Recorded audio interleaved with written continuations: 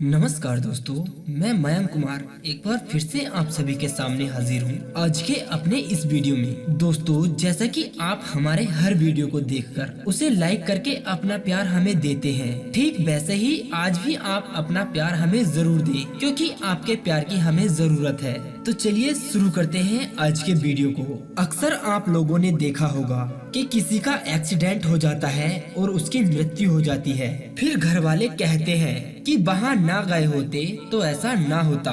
कोई व्यक्ति पानी में डूबकर मर जाता है तो लोग कहते हैं कि स्नान करने नदी तालाब में ना गए होते तो ऐसा ना होता, हो सकता था उसकी मृत्यु टल जाती। नहीं मेरे भाई, देखिए, चाहे किसी का एक्सीडेंट हो जाए या चाहे किसी की पानी से मृत्यु हो जाए, जहर से मृत्यु हो जाए या फिर उसकी फांसी लगाने से मृत्यु हो जाए या फिर किसी और भी दुर्घटना के कारण उसकी मृत्यु हो जाती है, तो ऐसे में आप लोगों ने कई लोगों को कहते हुए सुना होगा कि वहाँ ना गए होते तो शायद ऐसा ना होता, ये बुरी घड़ी उसके ऊपर से टल जाती। लेकिन दोस्तों, जो निश्चित है वो हमारे साथ होकर रहता है। हम आपको बता दें कि रामचरितमानस के बाल कांड में साफ साफ यह प्रसंग लिखा हुआ है।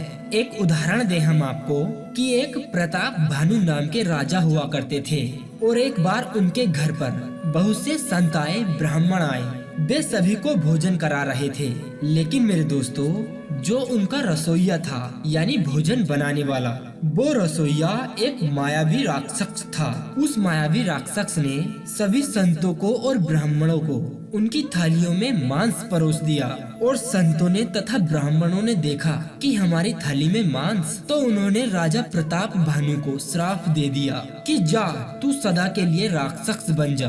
अब राजा प्रताप भानु अपने मन में विचार करते हैं कि मैंने भंडारा ना कराया होता, संतों को और ब्राह्मणों को भोजन ना कराया होता, तो आज मेरी ये दुर्गति ना होती, शायद मेरे ऊपर से ये बुरी घड़ी टल जाती। वही राजा प्रताप भानु फिर बाद में जाकर रावण बने।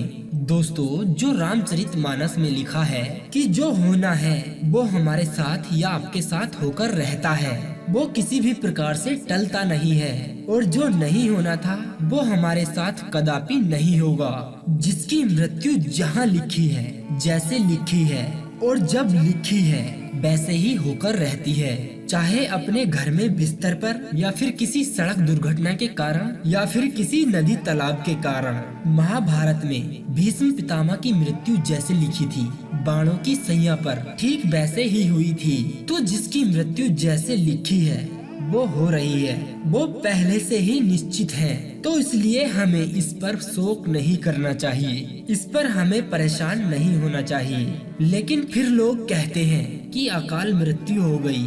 दरअसल ये अकाल मृत्यु नहीं होती है, ये निश्चित मान लीजिए कि ऐसा हमारे साथ होना है।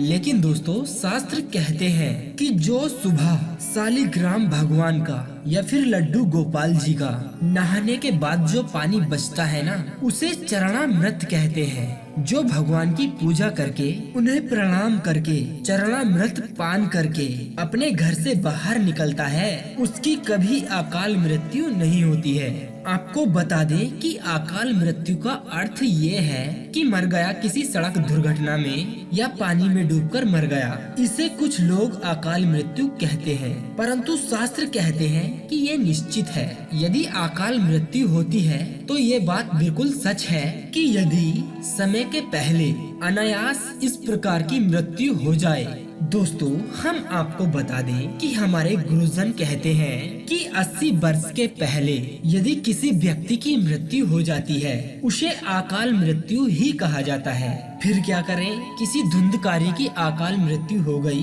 पत्नी ने गला दबाकर मार डाला, फिर वह क्या बना, प्रेत बना। जो पुण्य आत्मा व्यक्ति मरते हैं, आप लोग स्वामी विवेकानंद को तो जानते ही हैं। उनकी मृत्यु एक कम 40 वर्ष में हुई थी।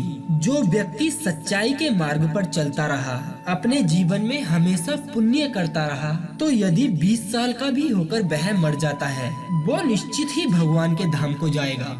परंतु जो पापी लोग हैं हमेशा अपनी जिंदगी में गलत काम करते हैं, भगवान को नहीं मानते हैं, दूसरों पर अत्याचार करते हैं तथा अपने माता पिता का अपमान करते हैं और किसी कारणवश उन पापी मनुष्यों की मृत्यु हो जाती है, तो निश्चित मान लीजिए कि वो अपनी बाकी की जिंदगी में भटकेंगे।